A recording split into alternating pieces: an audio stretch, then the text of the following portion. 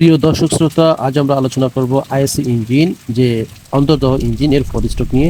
প্রথম স্ট্রোক হচ্ছে ইনটেক বা সাকশন স্ট্রোক। এই স্ট্রোকে পিস্টন টিডিসি থেকে বিডিসির দিকে আসে এবং এয়ার ফুয়েল মিক্সারকে সিলিন্ডারের ভিতরে গ্রহণ করে। অবশ্যই এমত অবস্থায় ইনটেক ভ্যালভ খোলা থাকবে।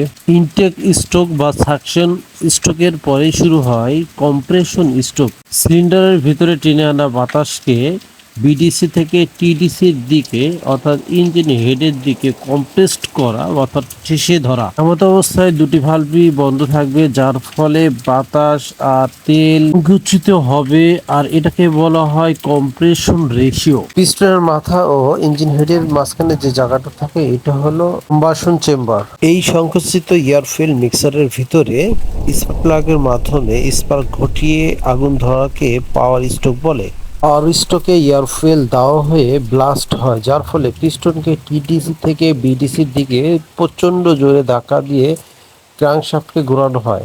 এভাবে একটি ইঞ্জিন আপ ডাউন গতি অর্থাৎ লিনার গতিকে রোটেশন বা ঘূর্ণন গতিতে রূপান্তর করে। চতুর্থ নম্বর এক্সজস্ট স্ট্রোক।